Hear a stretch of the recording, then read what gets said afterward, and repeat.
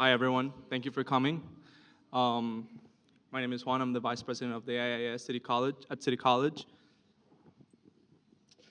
It's a pleasure for us to have you tonight celebrating small interventions, either from the academic side and from the professional side.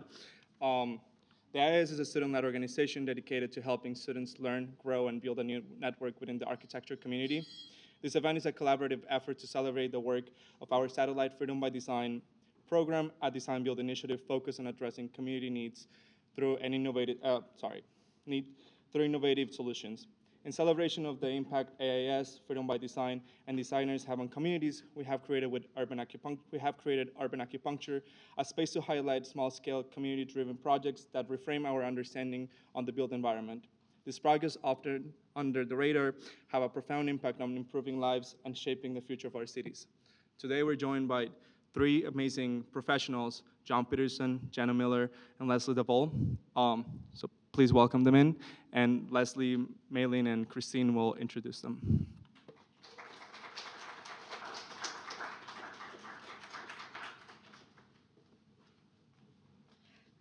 Hello. Our first presenter is Leslie DeVol, co-founder and executive director of Street Lab. Leslie DeVol brings more than 30 years of experience into the cultural sector. She has roles such as Assistant Vice President of Memorial, Cultural, and Civil Programs at Lower Manhattan Development Corporation after September 11, and has worked in various capacities at the New York Historical Society. Additionally, Leslie has contributed as a juror and organizer for public art competitions, served as a nonprofit board member, and was a public member of the New York State Board for Architecture.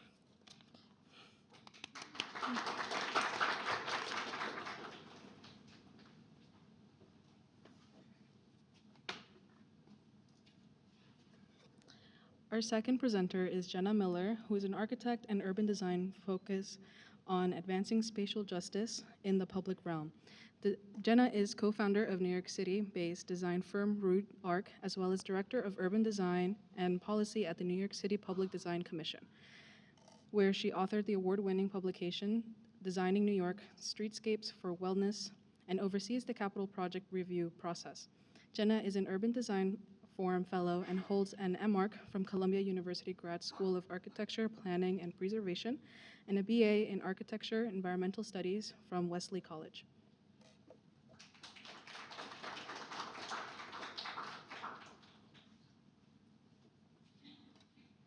Our last presenter is John Peterson. John Peterson is an architect, educator, and activist. He also serves as a curator of the Low Ebb Fellowship and is the founder of Public Architecture, a national nonprofit based in San Francisco. The organization's 1+ program encourages architecture and design firms to dedicate at least 1% of their time to pro bono services for nonprofits, with over 1,500 firms participating nationwide.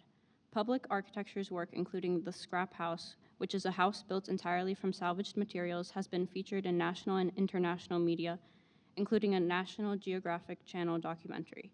In 2010, it was the subject of a Harvard Business School case study and has garnered support from numerous major funders.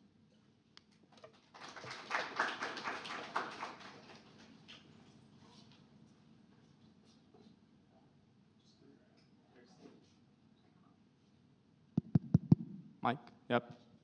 Okay, great. Okay, I guess I'm up first. Let's see how this works.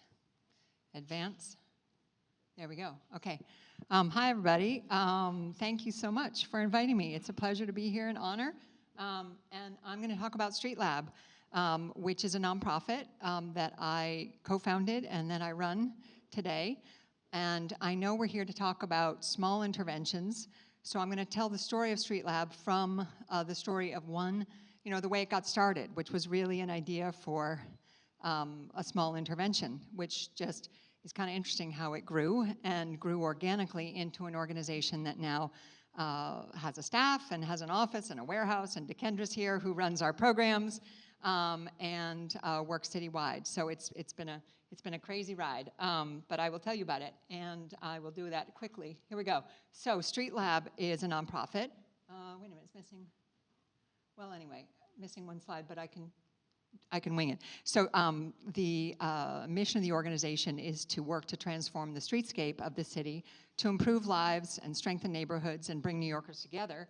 And we do that using a pop-up approach, partnering with communities and city government to bring immediate benefits. And that's really why we do a pop-up approach. We're focused on sort of changing things in the here and now, while also laying the groundwork for long-term change. So this started from a project that really was a volunteer project. My husband and I were living in Chinatown, actually in Boston. We were in New York, we moved to Boston, and there was a lot, we got involved in a bunch of projects just on a volunteer basis, living in Chinatown. And we did something in a vacant storefront called the Storefront Library. And I won't go into that too much, but that led to, so here's the storefront. And we had an idea to just take it over, and we just approached the property owner and turned it into, with volunteers and a whole bunch of students, a working library for about 4 months. That was the first project. We had other things we were doing, but this really consumed a lot of our time, but it was all volunteer. And then we said, you know, everybody's outside, let's try this. We did it at a street festival. We said, we really want to take this outside. How can we do this? You know, in public, it's really hard to get a storefront. How can we bring this idea of a library to the people where they are out in public? And we set it up on the street, and we actually just brought stuff out from our own living room, right? So you can see chairs and a rug, and we brought my kids' books out there, and we had a library on the street. So that was good, but it looks kind of messy, and you know, and it was great as one idea. But we really wanted to continue kind of some of the things that we saw was the impact of this storefront library, which was it made people super proud to have a library in their neighborhood and have it at street level. In a neighborhood like Chinatown, where everybody was going out to restaurants and there were sort of tacky shops and things like that, you know, people were like, we're about more than this. We love this library, you know, and we wanted to do that for a lot of neighborhoods. And how could we make that, replicate it, you know? And so we were inspired by a lot of portable learning. This was from a friend of mine who went to India, you know, found this model of a sort of school on the train platforms for kids. Of course, the bookmobile, you know, is a model. And we said, okay, how can we, you know, kind of put an institution that represents all these values that we have that really don't have space at street level for people, right? It's hard to pay for space for things like learning or culture, things that don't, you know, work in a consumer environment. So anyway, I'm not a designer. I'm a producer, I would say. I'm a good sort of project manager.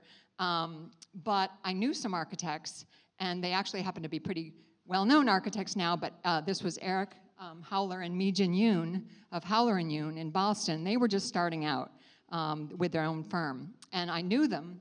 And we got together, and they had some MIT students, and we said, okay, can we design something that would be a neighborhood in a box?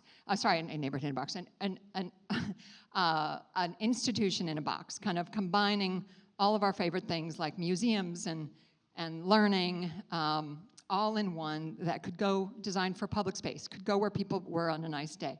So this was some of their early designs. We were sort of thinking, how could we, and this reminds me of the projects I've just seen, you know, some of the things you guys have done is, you know, a bunch of cubes. How can you make something adaptable that you could set up? So these were some of the early designs. How could we do all these kinds of things like show free movies and let people read books and do drawing and have meetings and cultural things and pop it up wherever. So these were some of the things. Then we came upon another design. In any event, this was the design we ended up with. We called this the UNI, and the UNI stood for Urban Neighborhood Institution. We were working with a bunch of students at MIT. We got a little bit of funding to pay them from a community service project so they could design. We raised money on Kickstarter, and we were one of the first, I think, early nonprofits on Kickstarter. Raised money to build this thing, and the MIT students built their own rotomolder, and, you know, went crazy and made this crazy beautiful sea urchin kind of thing, which is supposed to be the UNI, a portable reading room for public space. And it was super exciting, and we said, okay, we're gonna try to set this up. So it started almost like this idea of an intervention, almost like an art project. We had some experience by then of working with communities to transform spaces, and we said, okay, we're gonna do this in New York.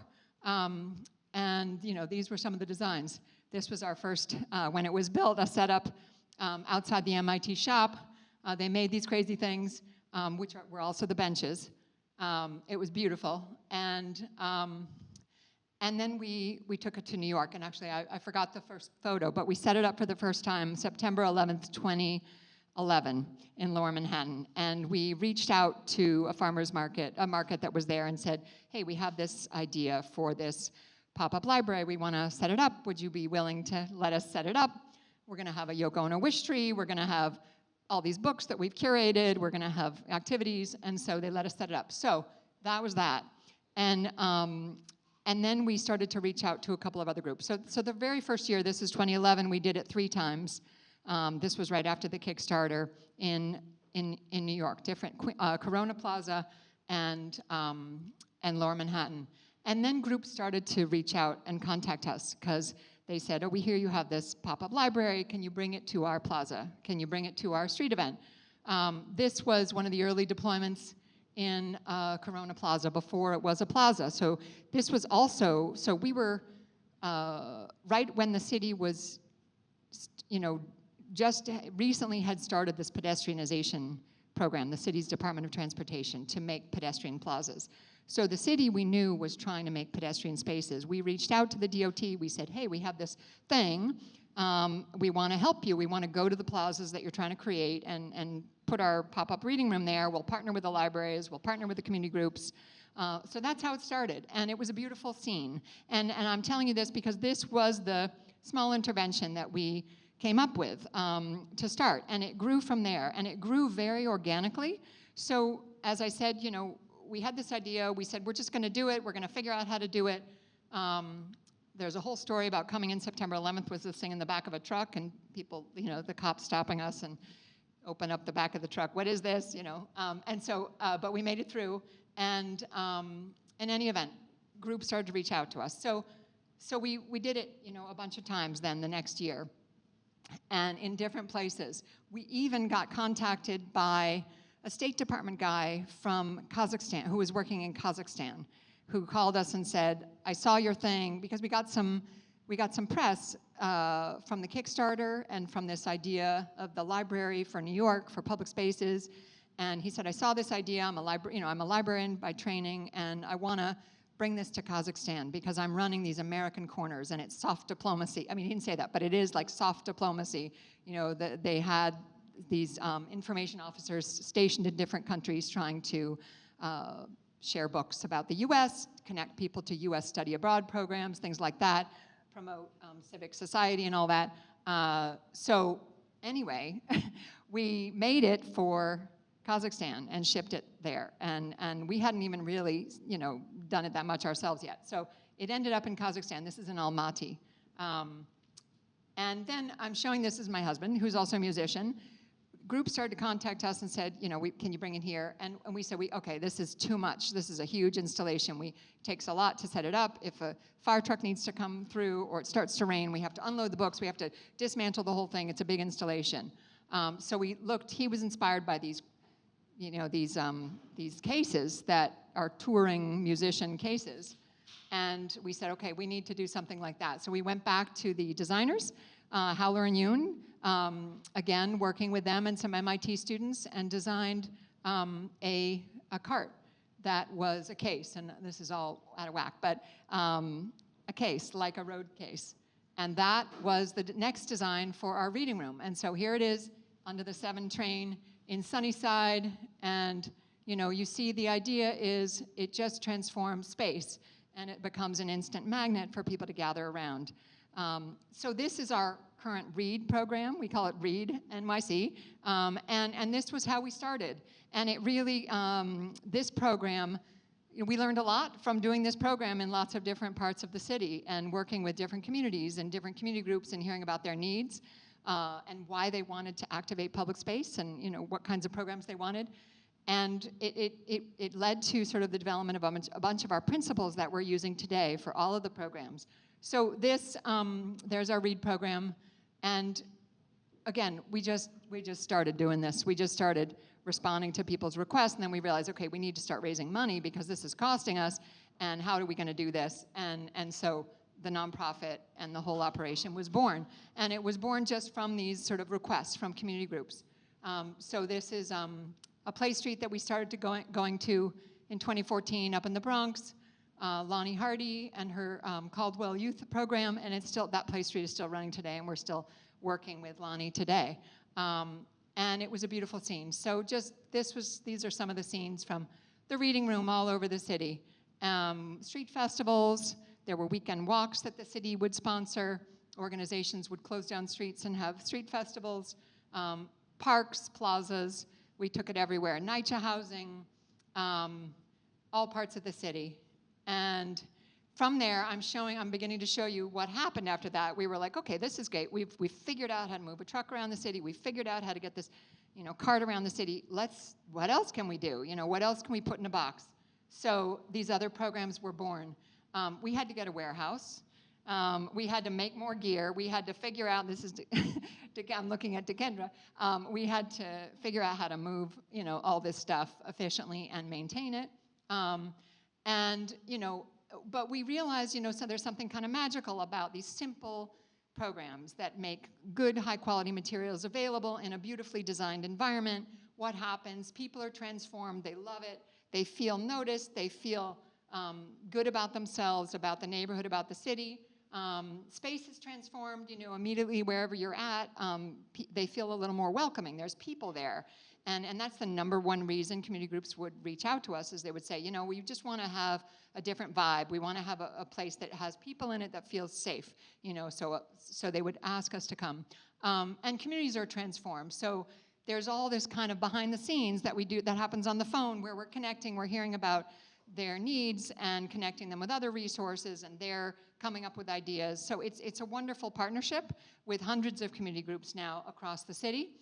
Also with the city government, so working closely with DOT. All along, we've been sort of developing our work as DOT's been developing the public space program. And that's changed a lot in the past decade. So this is since 2011, this is what's happened. So here we are, 2025, doing this really a long time now, but it's, the number of pop-ups has gone up. Last year we did the most number of pop-ups that we've ever done, 535. Across the city, number of neighborhoods served going up. These are sort of our numbers. Most of our work is in low-income neighborhoods. That's where we were drawn to doing the work. That's where we were getting requests. That's where there was a need. And so almost, 84% or something of our work over time. Last year it was almost all of our work in low to moderate income neighborhoods. Everywhere we go is by request. These are our community partners, and that's the thing that really keeps me hopeful about the future and the city, is getting to work with New Yorkers. And you all probably know people in your neighborhoods, and can think of people who are trying to make the city better. And through all the challenges and that we face, there are people who can give you hope, that you can draw strength from. And that's what keeps me doing this work, is getting to work with people all over the city who are trying to make the city better. And so this is what our organization has turned into, and we are funded by grants that we apply for. We get money from the city in different ways. We get money from individuals, and we actually earn some income too from some places that can afford to pay us for our pop-ups, like Times Square or Madison Square Park or something. The very same programs that we bring to the Bronx, that play street, go to Times Square or Madison Square Park. And then we ship our designs abroad and ship them around to other places around the city. So briefly, these are sort of the main areas of our work right now. Public space activation. We have this new thing too that's developed out of our work, is helping groups create space. So it's just, again, happened organically, where we can transform a street. So now groups are coming to us, and the city came to us saying, can you help groups access the Open Streets program? It's a quick way to make space. It takes a long time to make a new park, right? But you can make space by closing down a street. So we're working with groups to try to create space by making open streets. And then design and fabrication, which we've got a designer, and I think Hannah just walked in. There's Hannah. Hannah's on our team. We started working with Hannah on a pro bono basis. She was part of a pro bono group, doing exactly what you guys are doing, helping community groups to come up with solutions. And we connected with Hannah and a group of other designers, and Hannah started doing some design work for us. And then during COVID, we really worked together to design something for the street, a play, a sort of obstacle course that would help when the city reopened to be back on the street to make playgrounds for kids, in the streets, because all the parks were closed. So we were able to bring a designer on board. We also collaborate. We've collaborated with your groups in the past to design the bioscope, and we're open to collaboration. Any ideas that people have. We do have some principles about what works. It's got to be something that can really be in any neighborhood of the city. It's got to be walk up, drop in. We do staff our programs. The model is a staffed environment so that we can share beautiful things, things that are precious, things that are fragile, things that you don't get to experience, because otherwise if it's unstaffed, it has to be hardened, right? And so our programs are all kind of staffed experiences. This is kind of, again, like what our work looks like all over the city. This is our new public space, sort of our process for developing spaces with groups. We're doing a lot of work with schools now to try to create school streets. Design and fabrication, just quickly, we're designing new things whenever we can. This was last year, Oasis, our newest design, pop-up cooling station for the street, because it's getting hotter out there, and the way we do it maybe is not the most practical way, but it's hopefully inspiring, and it provides a place for people to gather around. So we have these portable landscapes. This is the real thing, and this is the real thing last Earth Day, bringing it out for the first time. Magical, just simple thing, but really delighted people. Looking at plants close up, Here it is in the shop. We work with some fabricators that we've just had great partnerships with over the years. And this is the thing on the street. This was at our Misting River part of Oasis on the street. We brought this to high heat vulnerable neighborhoods all last summer about 35 times. So we're making our kits also for others. So we recently made some kits for a group of youth from NYCHA, who are a youth leadership council, who are going to take our stuff and do it themselves in their own way on campuses around the city, on NYCHA campuses. And then we ship it abroad, these things. This sort of comes in 15 or so requests a year where we sell our kits to others. This stuff is, being shipped around. But we did make stuff for Seoul. This is in Seoul in South Korea. And it was beautiful. So to see our stuff there on the streets of Seoul doing exactly what we do in New York. So there are limitations, so we have these kits, we do the same thing over and over again, but there's a beauty in there's also a beauty in that, of seeing the same thing in different places and seeing the same kind of reaction. It makes you feel human, it makes you feel connected to each other. So that is it, and I look forward to your questions. Thank you.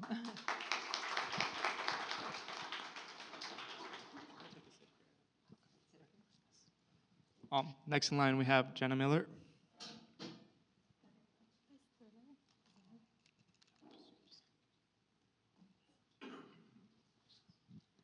Hello, everyone.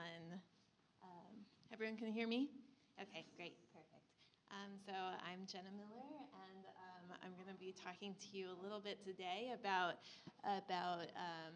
my roles as both a policy professional as well as a practitioner.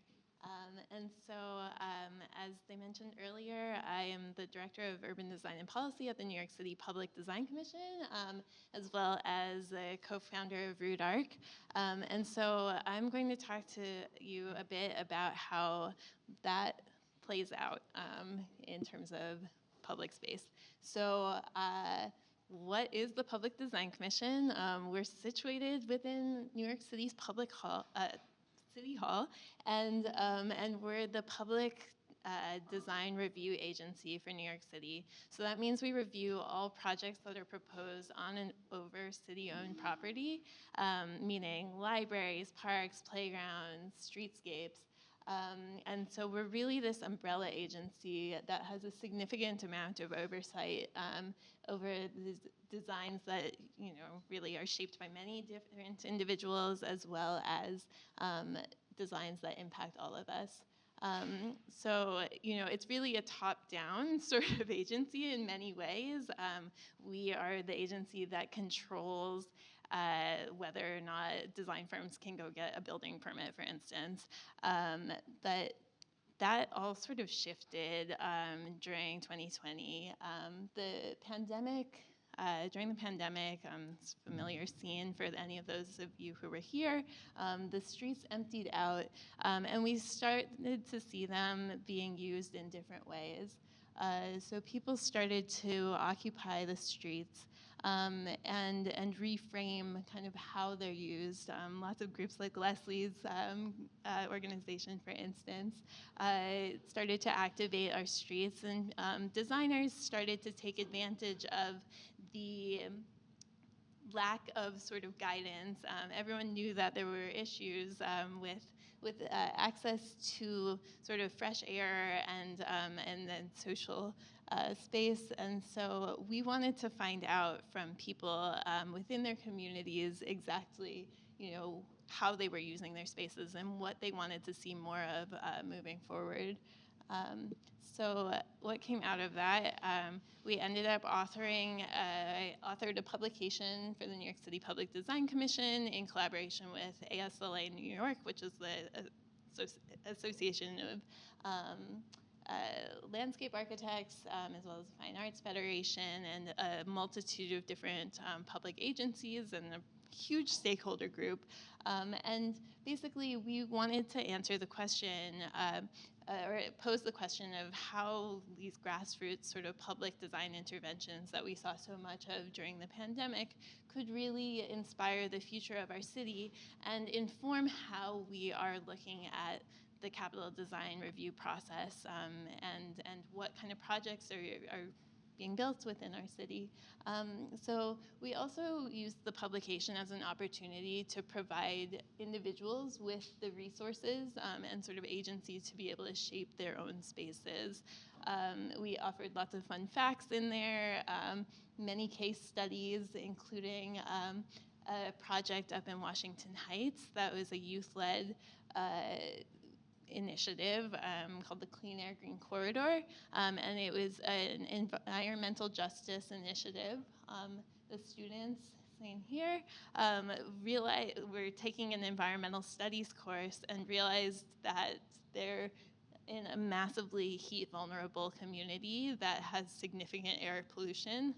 And so they wanted to do something about it, and they started working with various community organizations and a couple teachers at their school to envision this Clean Air Green Corridor to connect all 6 of the schools along their street via a pedestrianized space that had greening.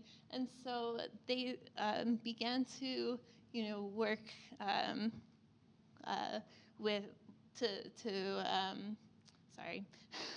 they began working on improving their space by themselves, but we also were brought in to help them actually do some proof of concept by helping them gain permits for an open street. There were a lot of issues that they were facing with the Department of Transportation prior to this, and we also helped them to facilitate connections to like the commissioner of the Department of Transportation, for instance, to help make this proof of concept, this piloted project, a reality in the future. So what does that have to do with my private practice? That sort of approach of thinking through a people-centered approach is also something that imbues our practice at RootArc. Really, we would define ourselves as client-centered. We love to bring clients and the people that we work with into our practice, whether that means actually bringing the children, families in on demolition day to tear down walls with us in a safe manner, or allowing our clients to really visualize what the future holds, so that they feel as though they were designing the project by themselves.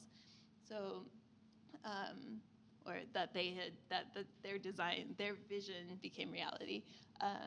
So I'm going to talk to you about one project in particular that our firm has worked on. It is a project that's part of Urban Design Forum and ANHD New York's local center project. And it's based in Far Rockaway, Queens. So basically, as far as you can get before hitting Long Island, that's where our project site is. So we're working with the NYCHA community in Far Rockaway, the Red Fern houses. And so we really wanted to take the culture from our private practice and what was important to us in terms of really focusing on clients and to be able to make the similar kind of connections with people living within this community. So we really wanted to meet people where they were. We started attending the local tenant association meetings to try and find out what the issues were that the residents were facing, and offering many different touch points and opportunities for engagement. So we actually just spent a ton of time out in Far Rockaway, meeting with the residents, holding stakeholder meetings with the tenant association members, as well as other random residents, trying to get a sense of the nuances to what was important to them within their community. Basically, we went into this project with no defined brief, except that it was something that should celebrate local culture and impact public space. And we were given a very limited grant for this intervention. And so we, based on stakeholder feedback, we ended up choosing a site right in the middle of the campus, and started hosting activations in what had been really like a kind of sad little triangle with some dying trees. And so we started chatting with community members. Anyone who walked by, we'd grab and say, hey, like, come talk to us. We offered a lot of free food during these events. And we, instead of just having sort of fill in the blank and like easy to engage with posters, we also had like blank ones and markers and Post-its, which honestly got a lot of feedback, a lot more feedback than we anticipated. And so with these free response questions, as well as the various surveys, we ended up compiling feedback. And each time we went back to campus, we reiterated what we had heard the time before so that people understood that we were hearing their requests and to make sure that we were understanding them fully, as well as that they knew that their neighbors had also been engaged.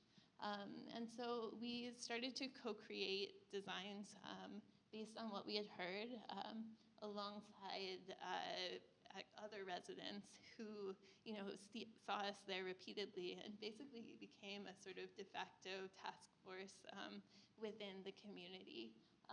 So for instance, Brandon up top, he joined us and started grabbing all of his friends. He's a natural sort of leader within his community. He doesn't have any official role, but really felt that this is an important space. And so the community started advocating on their own behalf for the space that we were designing together.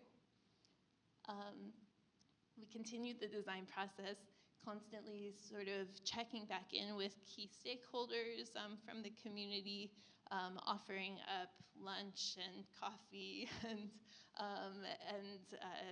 the opportunity for stipends out of our budget to involve them in the process.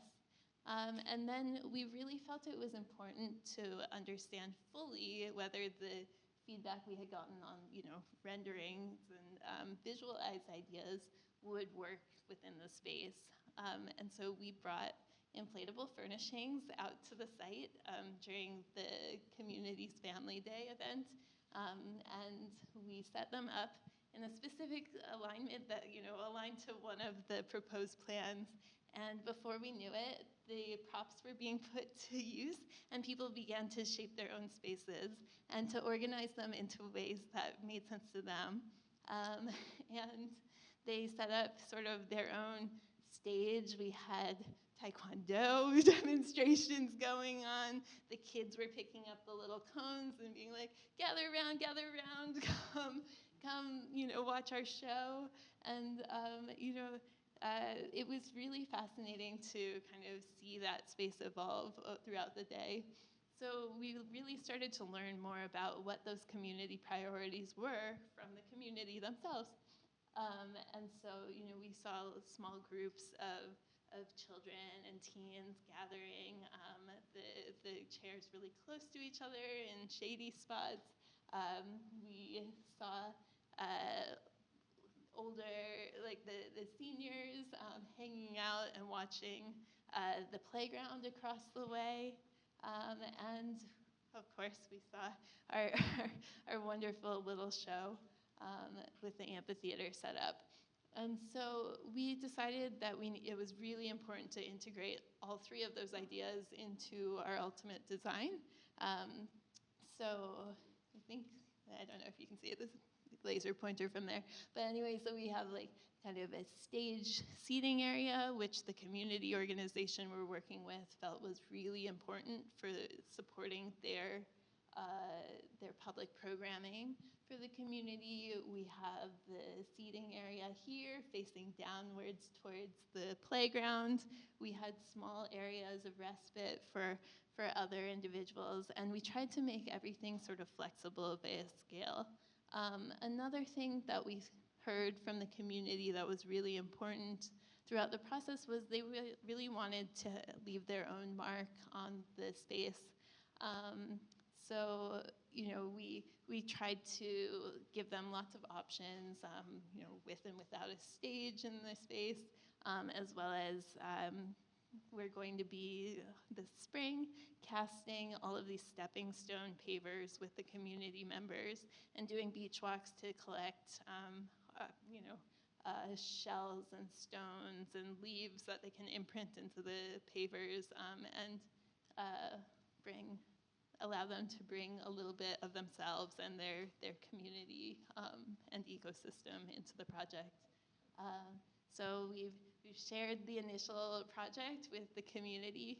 They're very excited. They see themselves in this project, and we're hoping to get it built in the next couple of months or so. So we'll see. That's it. So thank you.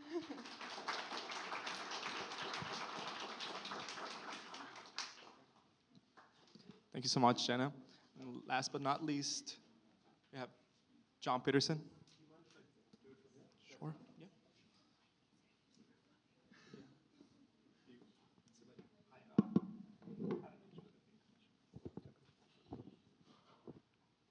Great. So now we're going to San Francisco. You've been in New York. I started practice right out of graduation, right after I graduated college, architecture school from RISD, because the economy was really horrible, and I could find work on my own easier than I could get hired by another practice. So this is in 2000, but I started my practice in 1993, graduated in 1990.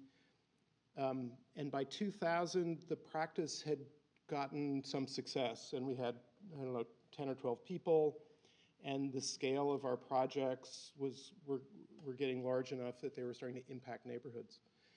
And as the scale of projects got larger, I realized that the impact, the sort of, if you will, now we would say social impact, was far greater than the building itself. And I became really enamored with that idea. And I started looking around to think, how can I learn more about these questions? And I knew how hard it was to build a client base that would allow me to do that. So instead, I simply asked a question of myself in my office. If we were going to do a project in our neighborhood, this is south of Market of San Francisco, this is where our office was, I lived close by, what could we do as architects, as those who were thinking about the urban condition that could bring something valuable on a from a social standpoint to that neighborhood. This is a light industrial area of San Francisco.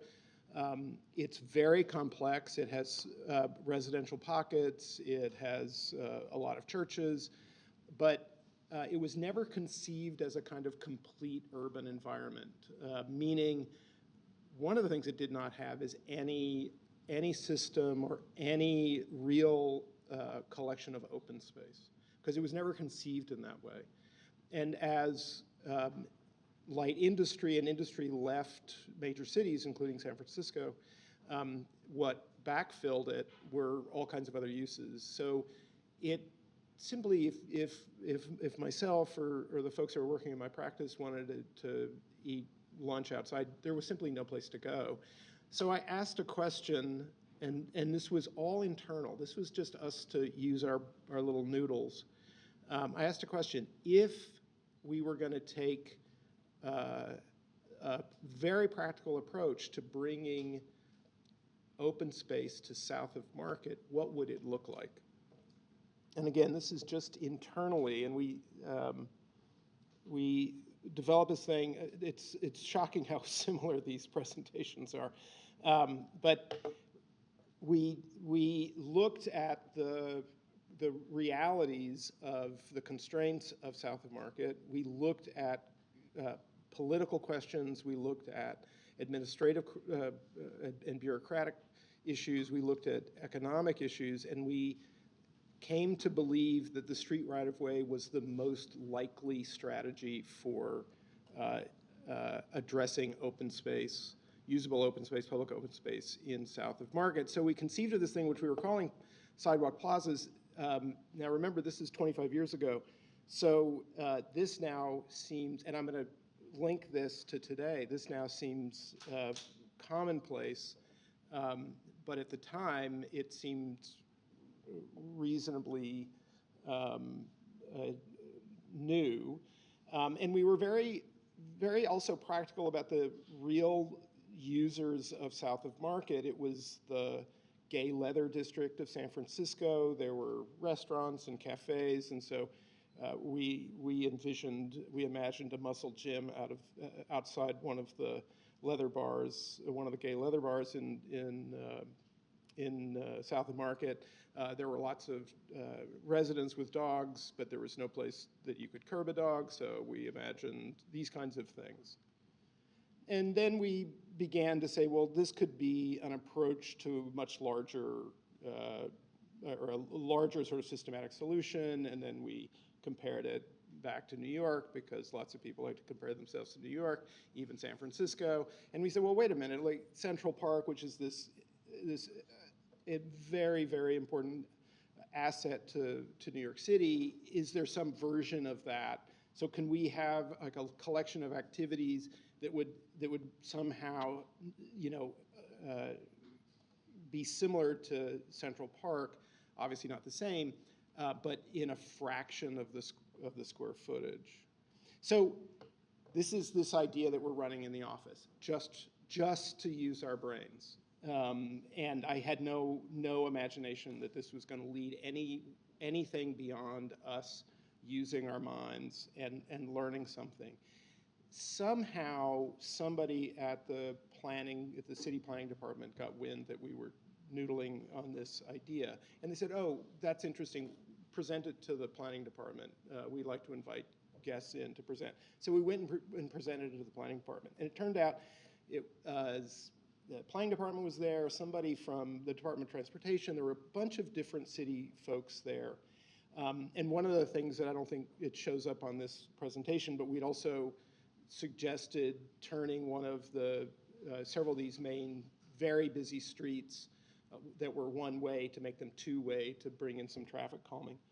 And so we gave this presentation without, again, much thought. And at the end of it, they said, "This is a great idea. You should do it." And then I'm thinking, why are you asking us to do it? Like, you're the planning department, you're the Department of Transportation. I mean, why in the world would you ask us to do it? It's like, if we present this as an idea, it will 50% of the population of San Francisco will immediately hate it. You've got a much better chance of doing something with this than we do. Well, that was interesting. It also was big fun. It seemed like, wow, this is easy. Like, you just go, come up with ideas, you pitch it to the city, and the city says go. Of course, they weren't giving us any money for it. And so that was a problem. But we decided, okay, let's keep going, and what would this look like? And so this is actually, this was a cafe and laundromat called Brainwash, and our office was above on the second floor, and so we sort of tricked out this as an idea. There's a bioswale to sort of try to get some of the street pollution out of the water before it makes it into the San Francisco Bay, and different sort of strategies like that. So, good idea, interesting. It had a fatal flaw, which we didn't, even though we said we were going to be really smart about this and we were going to consider all these different factors, we missed something that somebody else came along and solved. So 5 years later, in 2005, a group called Rebar, which is an artist and two landscape architects, it no longer exists. Those two of them now went off and started Yangel's office in San Francisco, and one of them went off to continue their artwork. But one of the projects that they did was called Parking Day. And it actually originally, this is the very first one, it's 2005. It wasn't called Parking Day at that time, but as a kind of art demonstration, they put sod in a parking space, fed the meter, and just started using it as outdoor space.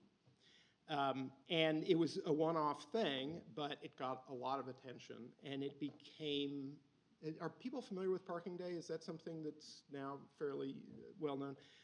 And then Parking Day became a real thing, and I think it still exists. This is in Leipzig, Germany, and it's the first Friday of every September. Again, I don't know how strong it is, but for a while it was really sort of going places. So the mistake we made, which we didn't fully appreciate, is that we were talking about making permanent change to the street right-of-way. That required in San Francisco an action by the Board of Supervisors. So every single one of those little ideas that we had to make this network of outdoor space would have required going in front of the Board of Supervisors and getting it approved. And the bureaucratic challenge of that was just overwhelming. So these guys, of course, at least Parking Day was for a day, but that led to something we're all familiar with this sort of parklet idea. And that, while these are structured interventions, they're still temporary. The permits generally for these things falls under a temporary permit and isn't a permanent change to the street right-of-way. So the bureaucratic hurdle is tiny by comparison. And then, of course, during the pandemic, these things were critical. This is still in San Francisco. This is by Jensen Architects in San Francisco. And you can see there became a kind of formalization, that little sign that you see there, public parklet. And now you see these have become, kind of ubiquitous. I'm using this prompt for urban acupuncture to talk about something small that has a ripple effect. And that experience of presenting an idea to the planning department and other city agencies and having them say, this is great, go forth, even though, again, there wasn't really any support to do that, really wasn't, the circle was not complete. I thought, wow, this is really fun. This is great. Like, let's do more of this. And so I conceived of, in the middle of the night, completely not knowing what I was doing, foolishly, recklessly thought, oh, let's start a nonprofit organization. I had no idea what that meant. And so I walked into the office, and fortunately, I had an office that was running, and I had been living a very modest lifestyle, and that office had the financial capacity for me to be reckless. And I fulfilled that vision of recklessness and proceeded to make my accountant weep on a quarterly basis. And so we started a nonprofit organization, and I'm just going to spin through this and be done. And then we started doing these sort of self-initiated projects. We did a day labor station. I think you heard earlier, we built a house in front of City Hall out of 100% salvaged material. That led to doing what now architects like to call research. I think that's a stretch, frankly, but architects like to call research. So this was the design reuse primer, which was to help designers and architects integrate reused material into their work. We started this thing you heard called the 1%. At the time, the 1% didn't mean the 1%. It meant something. It didn't mean anything at the time. That name was changed to 1+ once we lost control of the brand. We, in fact, were hacked, and somebody took over our website because they thought we were supporting the top 1% most wealthy people in the country. That apparently didn't look at the website. And then that was really a way of trying to institutionalize pro bono service within the design profession, particularly within architecture, but we also were moving into landscape architecture. And ultimately, that program supported over $1 billion in pro bono services. We essentially were a dating service between design offices and nonprofit organizations, and so we would match you online. And that's the way we could do that level of volume for a tiny staff of 6 people or what it was. And that led to, and this I think my final slide, getting commissions. And so that organization started getting commissions based on the insight and expertise that we were developing. This is a plan for International Planned Parenthood in Bolivia, to help them, to bring them to a higher sustainable state. And that's it.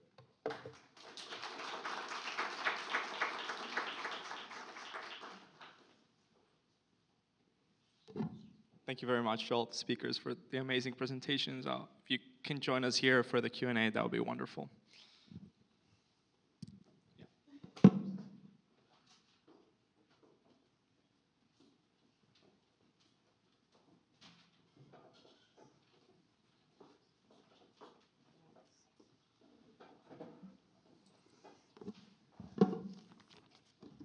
I guess we can corner you, that's better. All right, thank you so much for the wonderful presentations. I think this has been very inspiring. And as we mentioned earlier, like one of our main goals for this event was to celebrate these interventions happening across the public realm. We know that like your careers go way farther than what you presented, and it's complicated to encompass everything within 10 minutes. But we really appreciate the effort and the trying, and I think you guys nailed it. I guess the first question that we had for you is urban acupuncture is defined, or at least is defined by us, as micro-interventions that seek to improve the urban realm. We want to open by asking, how do you define urban acupuncture, and how has that manifested in your careers and research? I guess I'll start. Let's see. Well, I think it is. It's all my work. So everything we do is pop-up, and so for me it's pop-up, and I guess you can define it according to different lengths of pop-up. Whether you're going to be up for several months or whether it's just a day. In our case, it's a day, but it's again and again, and it's weekly in some locations. So I would define it that way. And then also, I guess, the last part, too, of it is taking advantage of the spaces in between, so it is there's so much space around us that can be used and it's looking at those spaces and finding, opportunities. great question. And one that I think is hard to answer. I agree with everything that Leslie said in terms of, really a lot of it has to do with being sort of pop-up guerrilla, people-driven projects. But I think that also we can think about sort of urban acupuncture on actually a much larger scale as well. And I'm thinking about kind of what I do in my role at the Design Commission on a daily basis in terms of seeing projects, and they can be enormous, like multi-hundred, $1 million projects, capital investment projects in New York City. But on the acupuncture level, I think that acupuncture is about a full body and about a total system, and thinking about connections and making those connections. And one thing can often impact so much else. And so really thinking through kind of, where those pressure points are, and thinking about urban design as a whole, and really holistically with attention to community and context and other work that's being done. I think that's what it means to me. I'll just take a piece of that, which is the scale piece, and the connection to scale and impact. So I currently am the curator of the Loeb Fellowship at the Harvard Graduate School of Design, and so our mission is to support mid-career practitioners who we hope will be able to boost their careers in a way that will lead to greater impact. So we think about impact a lot, and some of our fellows are mayors or heads of planning departments where impact seems obvious, and some of our fellows are artists doing public art. So how do we think about scale and impact? Wouldn't we just choose those who have the greatest power and can have the hand on the largest lever? If we think about it and we just look around, you realize that there are people doing small things that are influential, that are catalytic. They're taking risks. They're doing what doesn't make sense. And those are the people that do the experiments that then other people adopt, that either have a different set of skills or different capacity. So if we look at the larger ecosystem of change, it's easy to imagine that you need people who are doing small, highly risky things that, again, kind of don't make any sense, but in fact do. But at that moment, the numbers don't quite add up. And you need the people who are more operationally minded, or the people who are in positions of authority and power. So you need all those folks. So that's the way I would think about it, or the useful way, at least I would consider it. I guess in response to that, like, how do you measure that kind of response, or how do you measure that you're impacting the people that you want to impact? How do you do that?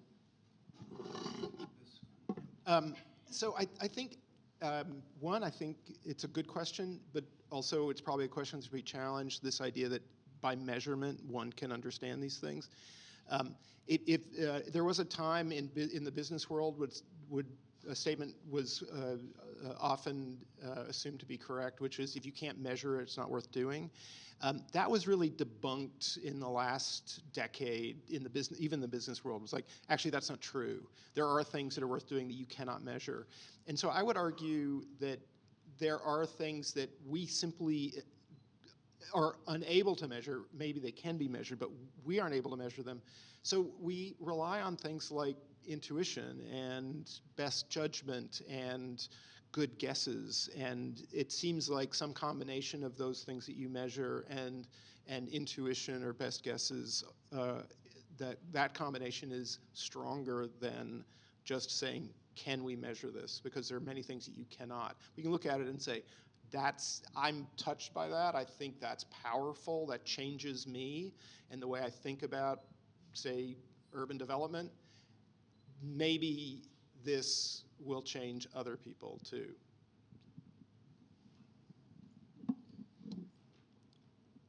I guess one question that we had when thinking about how to come up with this set of like questions, right, was, John and Jenna share a discipline of a common discipline, right, which they're both designers and advocates and policymakers, right?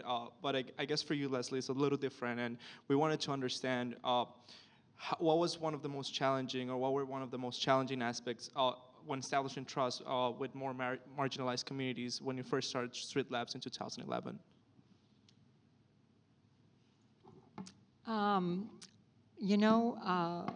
I don't remember, I don't think of too many challenges. So you'd have to ask them, you'd have to ask what they thought. But on my end, we were going, everywhere we go is by request. So we're always partnering with a community on the ground, a group. And it feels good. That's as far as I know. It feels generous. I think people read it that way, that we're trying to do something. I have never experienced too many challenges, and you guys, if you guys can think of anything, in terms of establishing trust with people. And but in terms of establishing trust, we have hundreds of relationships now, and that has been years of work. So it doesn't happen overnight, So we were new, nobody knew who we were when we first showed up at that Play Street in the Bronx, or Corona Plaza. And there is a fear that, you'll never come back, or you're there and then you'll walk away. But we've stuck around, and so we have partners that we've worked with over 10 years. And it's been just working with one person to another, and now word of mouth. And I think there's a general sense, I hope, that groups that contact us know that we're going to come through for them and that we're here to stay. And so we now have hundreds of relationships, and they are the core of our work and very important. And trust is everything. And we work hard to earn that trust. Yeah. This could be a question for Jenna, but I guess what are some of the considerations and principles that are held at the Public Design Commission, and I guess what is something that you look for or things that you approve of when you're looking at projects? Great question. And one of our most frequently asked questions at the Design Commission is, what on earth are you reviewing for?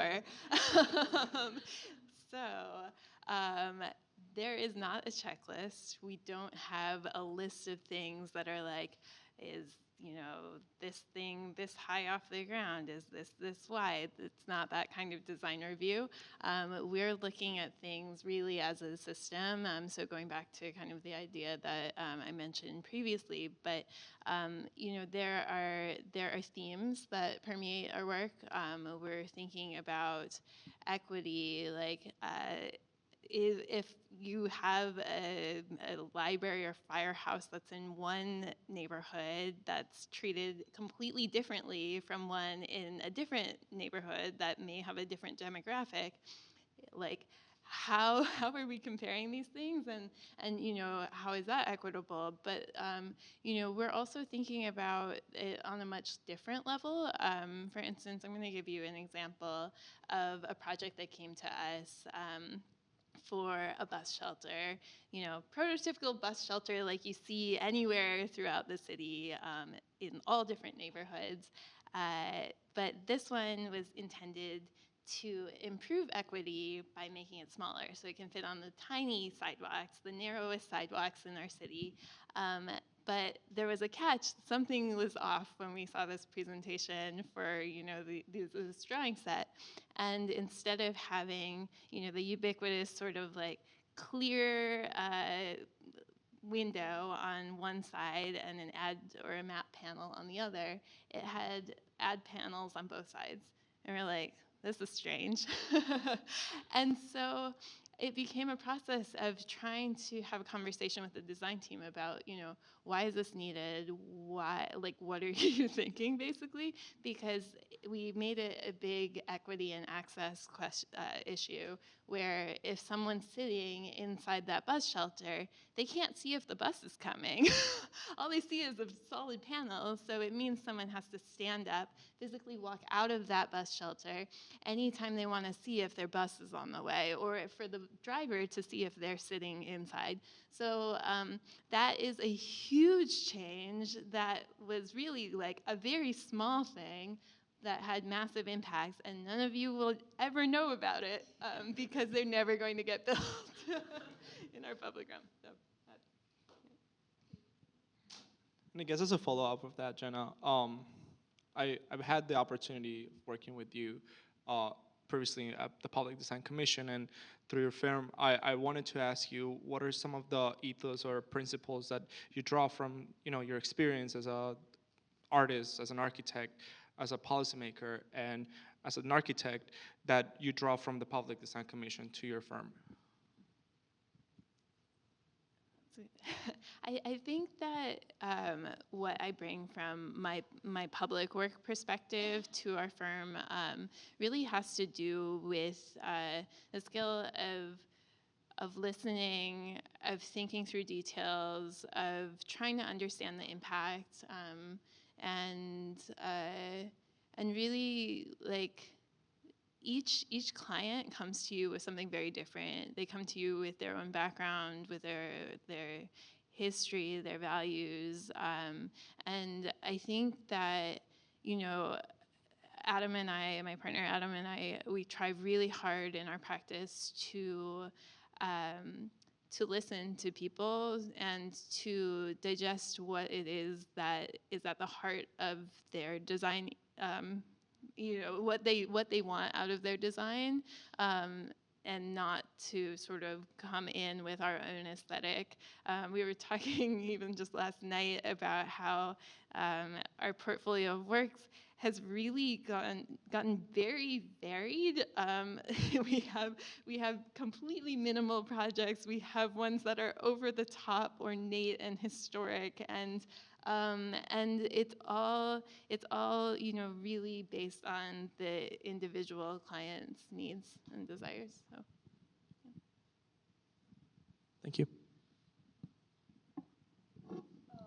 This is a question for John. If you give me 1 second. Okay, so you were talking a lot about the 1%, and it kind of got a little bit confused and things like that. But where do you see the ethos of 1%, and how's it being, or how do you want it to be reflected in curriculums that are currently in schools? So that program was about institutionalizing pro bono service. But I personally, and I think as a practice, we didn't really care about the pro bono part. What we cared about is shifting the focus of the design industry or part of the design industry, the attention of the design industry towards the social sector, towards nonprofit organizations and others that had a social mission. And the basic idea was that we were serving commercial clients almost solely as a profession. And it seemed there was a big opportunity to serve that sector of the economy, which is significant. It's 10% of the economy. It's a multi-trillion-dollar part of the U.S. economy, if we just look at the U.S.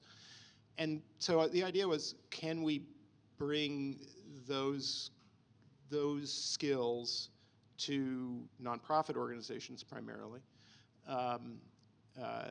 and make a difference, right? Both something that would feed the profession, but more importantly, that would make use of the skill set of the profession.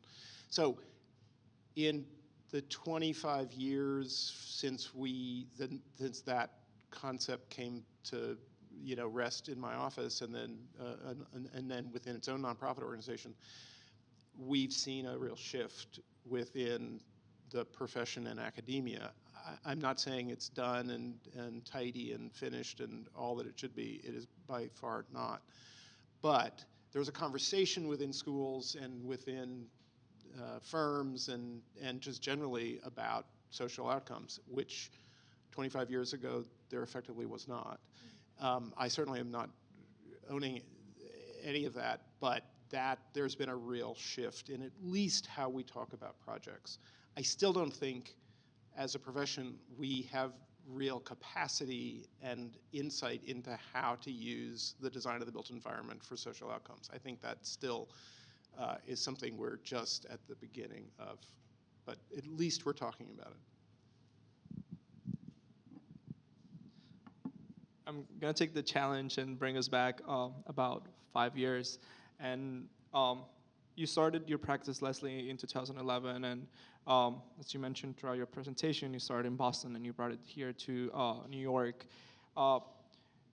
And again, you talked about like how your process has been and brought us to 2025, but I guess like I want to focus a little bit more and ask you about what were some of the, how has the interventions changed for your practice since the pandemic, and how did your practice respond to some of the urban open spaces strategies of the time?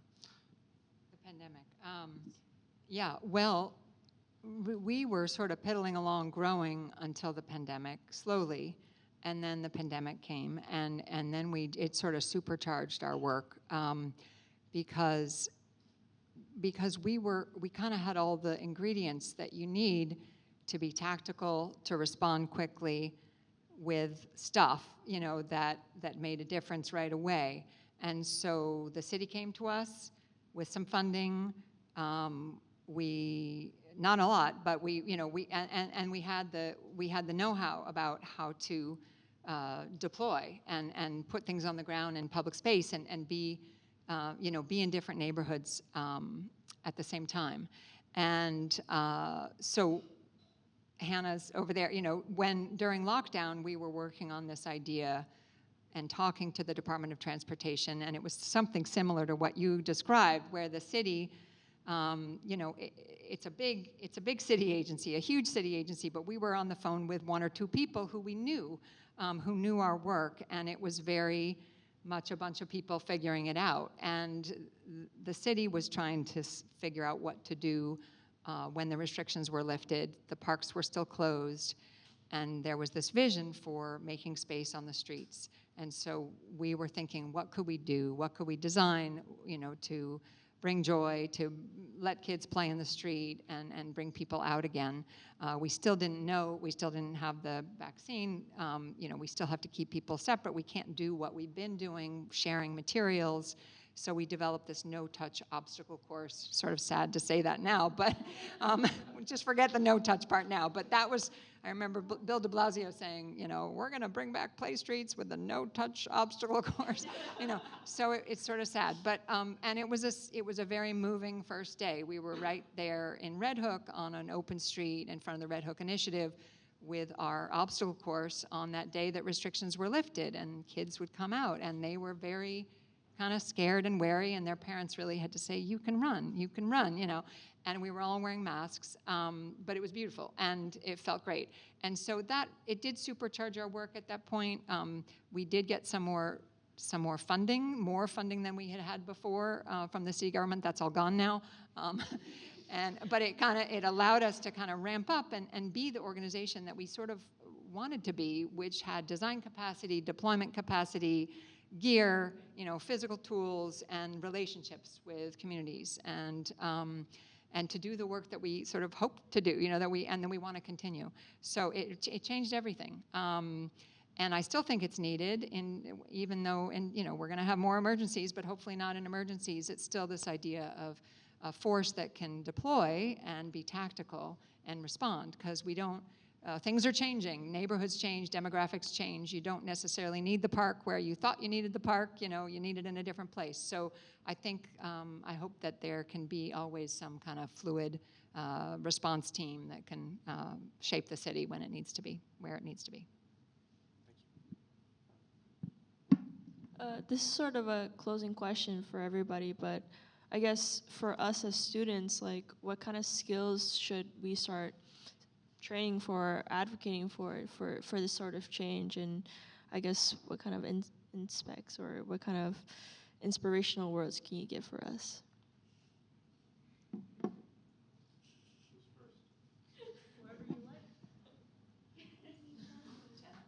All right, guys. Wow, that's a lot of pressure. I don't have the answers. I don't know what you should be doing necessarily, except remaining curious. Don't be pessimistic. I think that's maybe something. There's a lot of optimism. I know that the world is kind of a scary, like intimidating place right now, but I would say keep asking questions, keep keep even if you don't know what the next step is for you career-wise, just follow your follow your gut.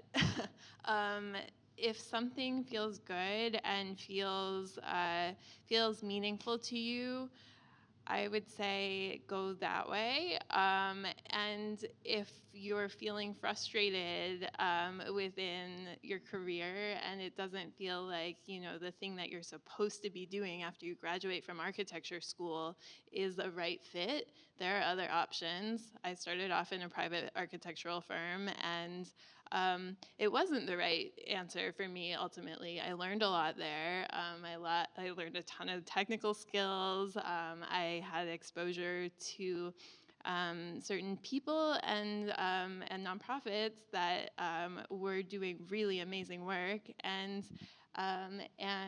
I was inspired to find a different path and ended up in urban design. And I really love it, and it allows me to sort of balance out my life with, my private work. Yeah, I don't know. I'm not sure what to say to you guys, but yeah, keep moving forward. That's the right way to go. I'll let someone else do it. I think what was I going to say? I was going to say two things. One is I think the skills. There's a skill in doing, in learning how to do. So you can study and you can write about it, but I think you need to learn how to do and find ways to do and take action, however small, and you can build on that and learn so much from it. And then the second thing I think, and this is not a skill, but it's to, and this is coming from, I'm not a designer, but I've always been sort of interdisciplinary, is to bring your whole self to, and don't be afraid of that, to whatever you're doing. So you're studying, getting your degrees, and you're going to go on a professional path, but don't forget the other parts of yourself, and value that enough to, and don't be scared about bringing that into your work, and because I think that can make your work richer and take you on directions that you didn't know existed. Let's see. Tenacity is very powerful. I mean, just listening to Leslie talk about what she's done, she has to be a tenacious person in order to do that. And the fact that she says, I don't really see the challenges, that's really interesting, right? But there's lots of ways that people find, focus, a north arrow. I do see the challenges, but that doesn't mean that we all have different wiring, right? I want to champion also pessimism in a sense, right? Because pessimism actually is very useful. It makes you have doubt, and doubt is really useful. One, doubt helps you think. Doubt helps you question. And I would suggest if you feel doubt and you feel pessimism, do it anyway. I do think it's a really good recipe that for some people, and maybe Leslie, of course I'm just meeting Leslie now and hearing this, but if Leslie is a kind of person who doesn't feel that, that's cool, because that's really useful too. But if you do feel doubt, if you... married to the other type. I see, yeah, right. Yeah, that's another way to deal with it. If you do feel doubt, if you are pessimistic, that's not a reason to be paralyzed. That still means you can step forward. And there's something very useful about those things, and it gives you insight. So I think, I'll just say one more thing, which is film students coming out of film school, whatever that is, I don't even know what it is, but don't generally expect, my mother was a filmmaker, don't generally expect that they get hired to make a film, right? What they do is they borrow their parents' credit cards, they do whatever it takes to make a film. Maybe they get hired on a set, they learn some skills, that kind of thing, but they'll do whatever it takes to make a film. And then they hope that leads to another film, or maybe to getting hired as a director for some film somebody else has. Our architecture students, design students, generally are expected to come out and get a job. And I really do support that, and that's something that you should all be looking for, because there's a lot to learn. But there's also another path, which is you don't wait for somebody to give you a job. You just do it. It's easy to say that, it's hard to do, but it's possible. And you know, you should, we don't have time, but one question to ask everybody is, how do you actually finance this? It's really important, right?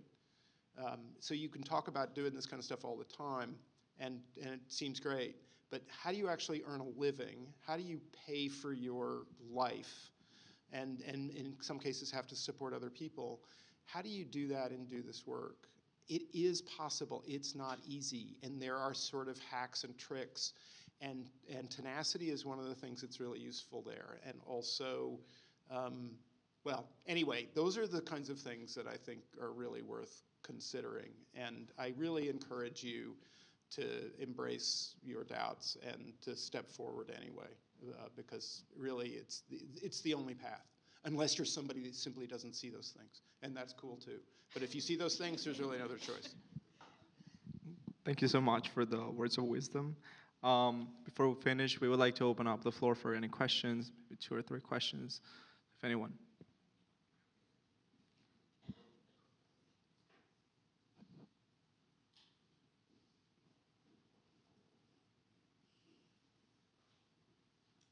Hey, so as someone who is not directly in architecture, but was really interested by urban acupuncture, what would you kind of give us like a high-level overview for the process of actually getting into like finding and securing a space to do some sort of temporary installment?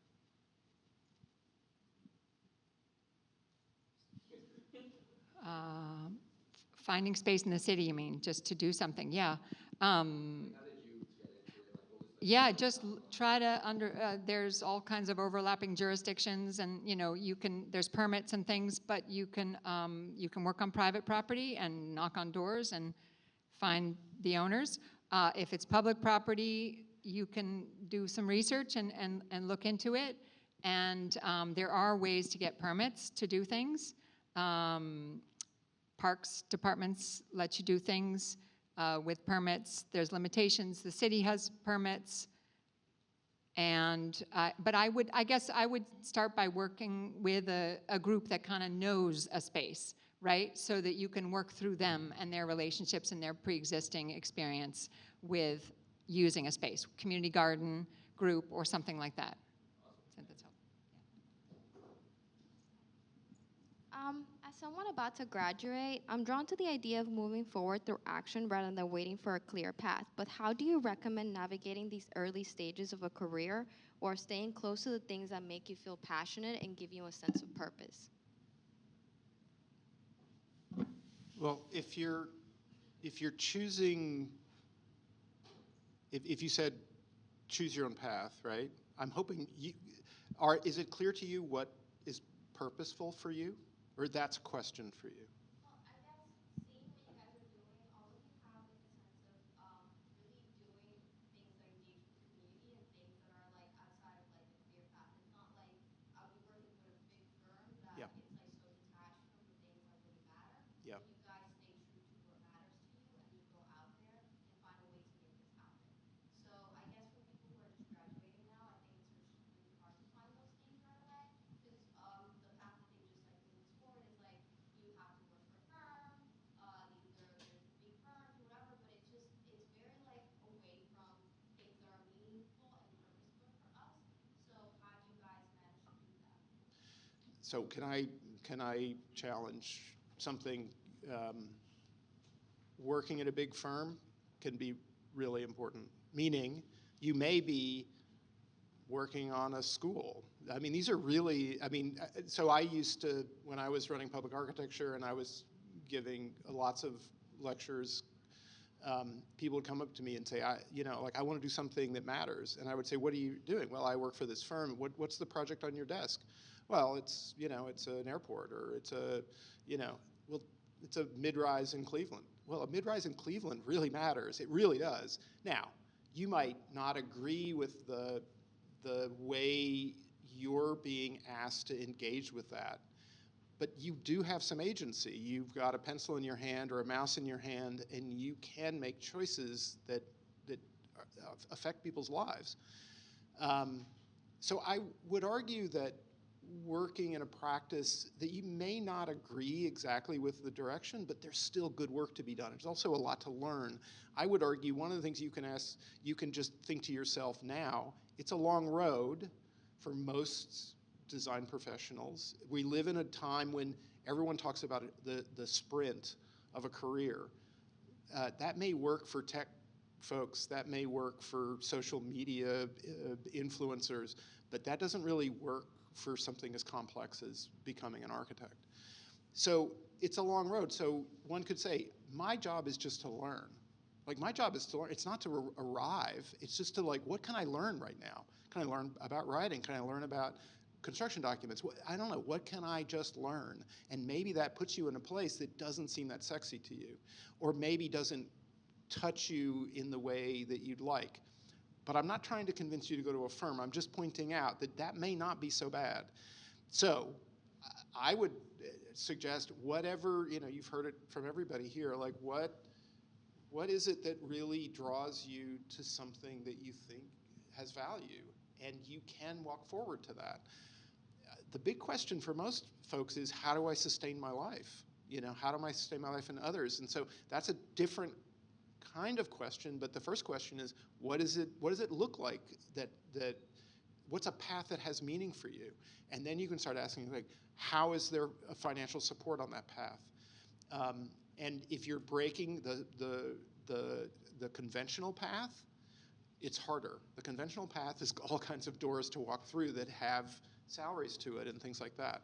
It's harder, but it's not impossible. And it's more like sitting down with you and say, what do you want to do? Like, okay, there's money, there's grant money here, there's this kind of money, there's sponsorship money here, and here's the way to go forward, or at least the way I might see it.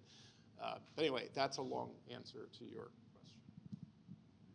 question. I'm going to follow up and say that one of the most important things, even though it wasn't the be-all, end-all of my career path, was working for a traditional architectural firm. It was not where I wanted to end up at that specific place.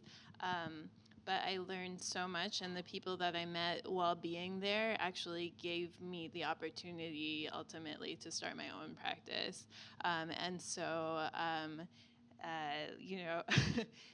your 9 to 5 or 9 to 7, 9 to 9, 9 to whatever time you're getting home is not the only thing in your life. During graduate school, I ended up working as many sort of like oddball adjacent sort of positions as humanly possible. I was like, in 2008 I was an undergrad and was interning at an architectural firm. The recession hit, and a few months later that was the end of that internship. So when a year or two later, when I got to graduate school, it was like, I don't want to work in a traditional firm right now. There are no jobs, and I have so much time to do that after graduation. I want to learn. I want to go wherever the wind blows me. And so I worked a lot of research positions. I worked with various professors doing data visualization and mapping, and working on publications. Ultimately, that was a portfolio that I kind of came out of graduate school with. Saying like, oh gosh, no one at these big firms necessarily wants to hire me either.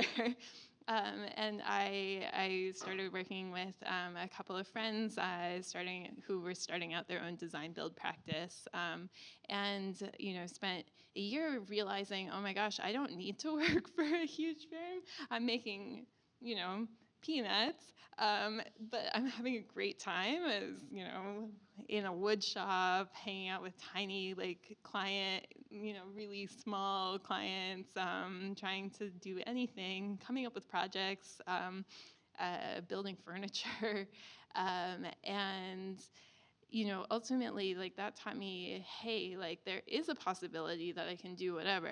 I ultimately, a year or two later, was at a private firm because it was like, I need to make some money, really important. But all of those skills, they all sort of combine to become something that is you and holistically you. And, the research work, the intellectual sort of curiosity and the writing that I was doing, that all also is part of your portfolio and your resume. And the former executive director of the Design Commission went out on a limb and was like, yeah, we'll hire someone from this super high-end luxury residential firm to come work for a public design commission. Because of the rest of the work that showed through in my portfolio and cover letter. So there's lots of possible trajectories to wherever you end up.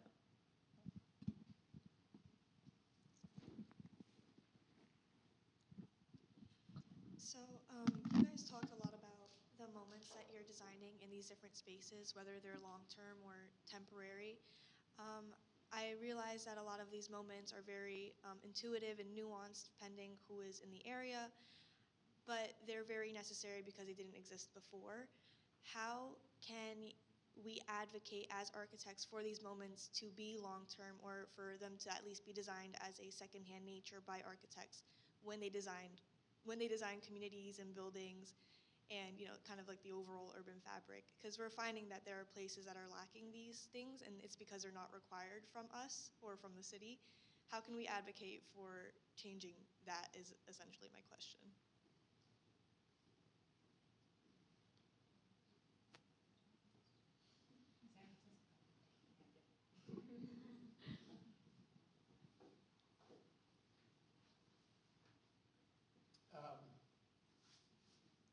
I'm trying to think about how to navigate this, and here's what I'm thinking about navigating it.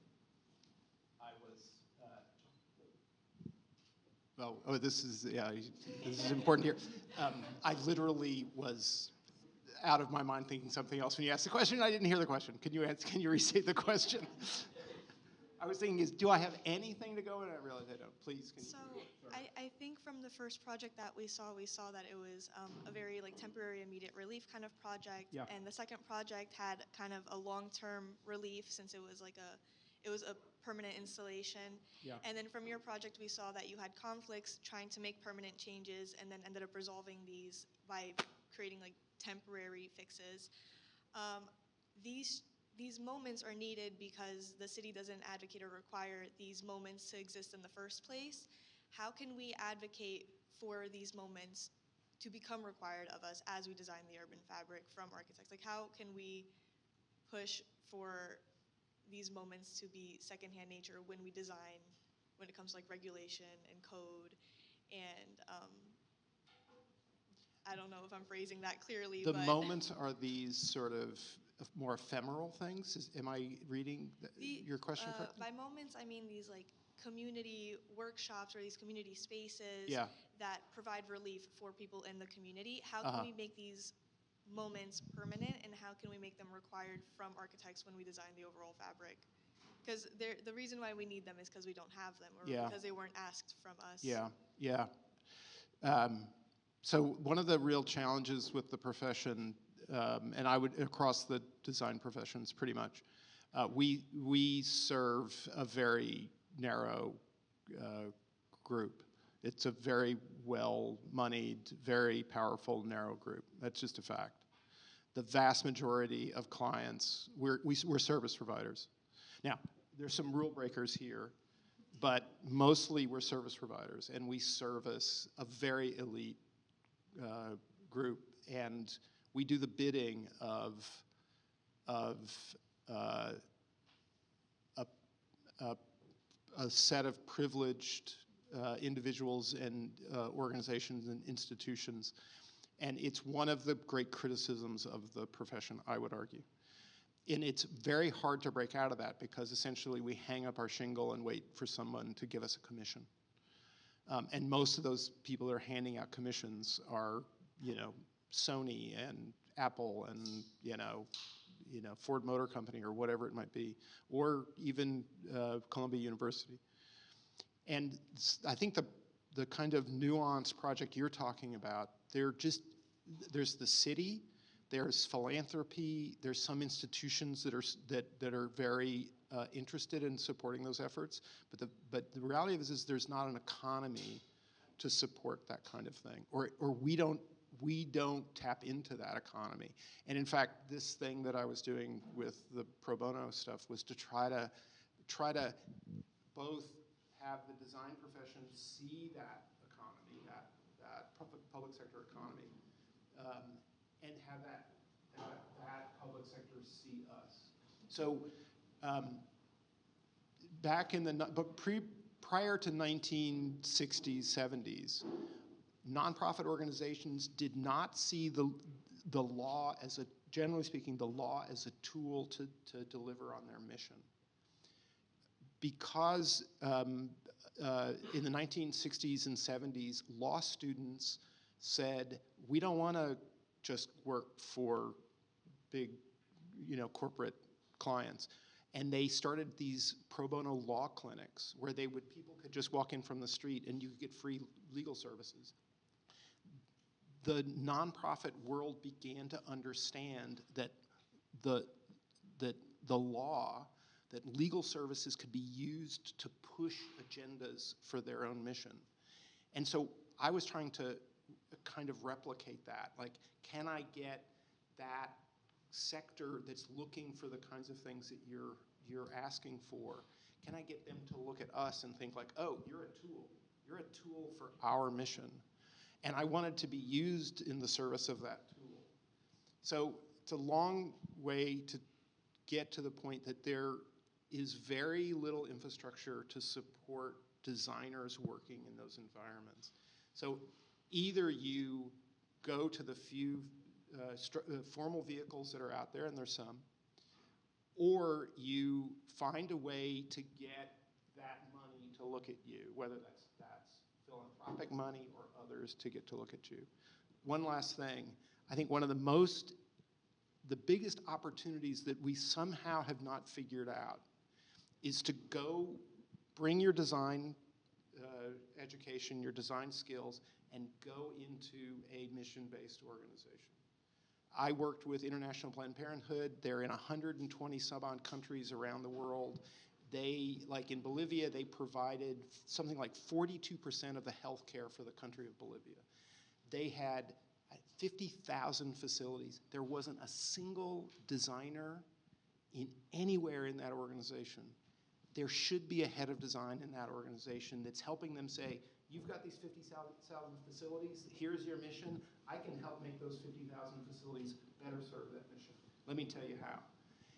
We should find a way, and I think if you have the tenacity and the willingness, go as a young professional, you can go to these organizations and you can knock on their door and you can say, I can bring you a skill set that's valuable to you. Let me try it. So that's a way of inserting yourself into a financial environment that can support that work. But that's the broken part of this. There simply is very little resources going to these kinds of things. I hope that answered your question. Sorry to make you ask it twice. I'm sorry. I'm Suzanne Mex. I'm the managing director for the AIA New York, and I just want to welcome you all here. Thank you. I do want to add just one additional item to that, which is the power of coming together and organizing as an institution like the American Institute of Architects or the Architects Lobby or the SARA, is that we as groups can go to institutions and political figures and the public and share our understanding of how design can help these situations and advocate.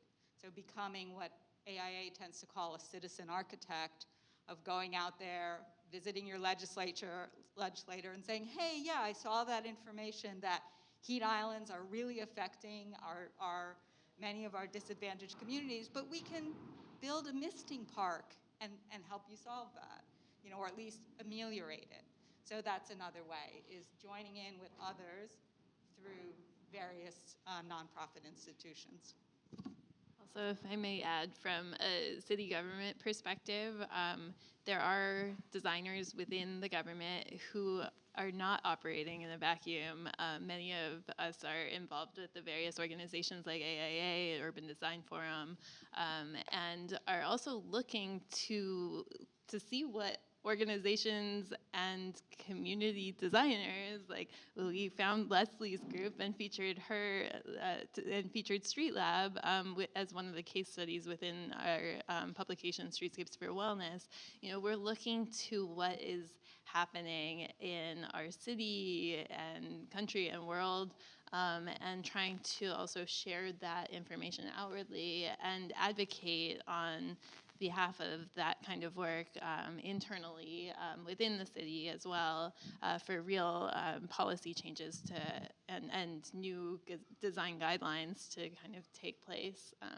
So yeah, it's really like a back and forth reciprocal relationship.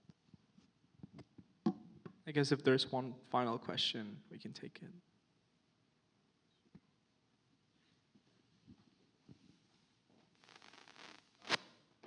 I just want to commend everything that you guys have talked about today, but specifically you two in terms of how you guys serve these served communities. And I just wanted to know, again, I want to commend you guys because I came from one of these neighborhoods. I grew up in Albany, Project. So when I was young, I wish that I would have been able to be a part of or just take part in a lot of these little programs that you have going on. So I just wanted to know, how do you specifically sort of support these communities in the sense of, instead of waiting for them to invite you in, how do you guys try to interject yourself in a positive way as opposed to making it seem like, you know, we know better than you guys, quote unquote, so let me help you, as opposed to making it seem like, you know, earn the trust, as opposed to, again, waiting to get invited and just try to make yourself present and available and just show them that we're here in case you guys need us, because some of these neighborhoods don't really have these type of organizations that, you know, can invite you guys in. So, yeah. Well, in our case, there is a lot that happens word of mouth, we hope. I mean, the more we're out, the more people know about us. So I think it's showing up and showing up and showing up again. And so, you know, we've been working in the Bronx for over 10 years. We've been working all over the city, but I'm thinking right now in the Bronx of just how there is a woman who told me, I saw your thing, you know, a couple of years ago, I remembered it, and I want you to come to my neighborhood. And so it is kind of just being there and making the effort and putting the time in and being on the ground. I hope that I answered your question. I think it's always, in terms of, you know, in our case, a lot of people do ask, well, you have these programs that are sort of fixed, you know, that you do again and again. Are you designing with community and that kind of thing? In our case, that is what is going to enable us to do it again and again in so many neighborhoods. So we've designed programs that are fixed to some extent, but they're very general, and there's a lot of ways that we can customize them, and we often work with communities that will do some, you know, we'll try to curate the books differently depending on languages, the reading room, or we'll just provide our you know, program, and then it'll be adapted by a local group that will change it and do something specific with it. In any event, it is, you know, all I can say is I do want to be requested and feel like the service is needed, and that's why we go.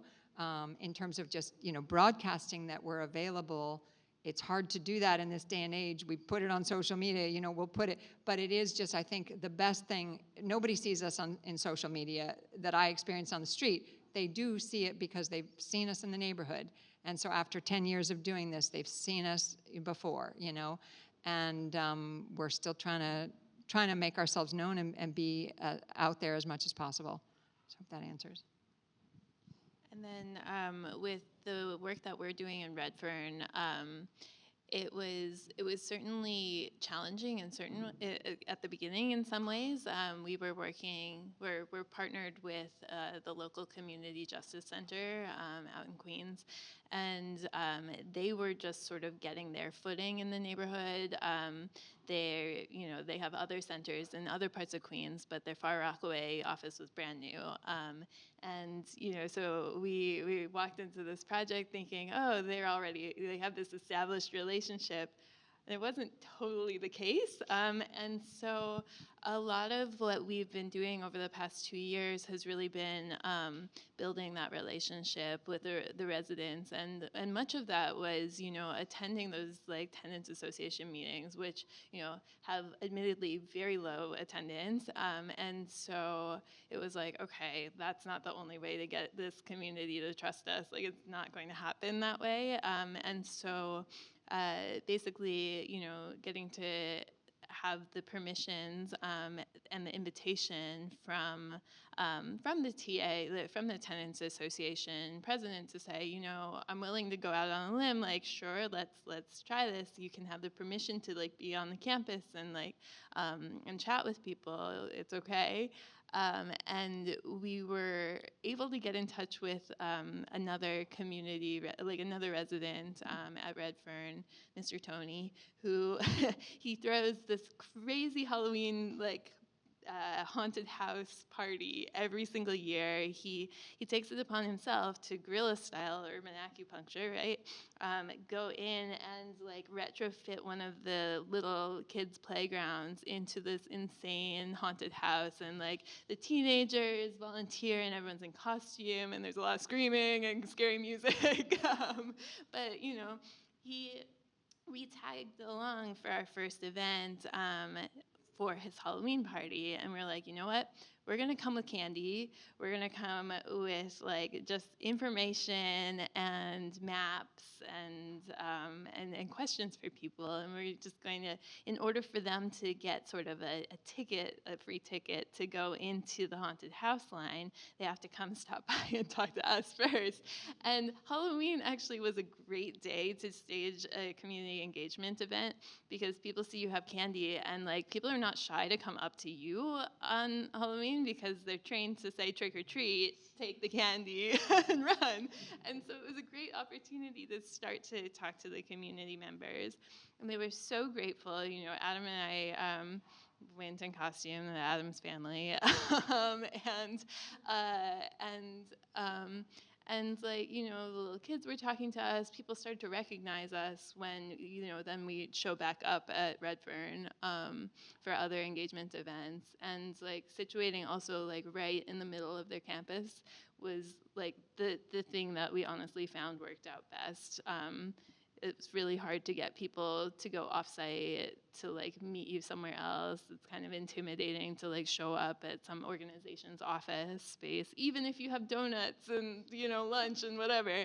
But yeah, I'd say we've just tried really hard to be there, be present, listen, have like relationships with the people, because my mom's family also grew up in NYCHA, and it's like everyone's just a New Yorker.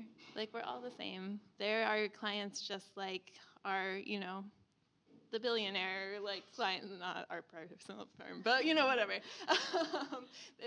Everyone's a human, and they want to be heard. So. Can I just add something? It's additive. If you think about what you want from your doctor, if you think about what you want from the person who fixes your car, you want their expertise, right?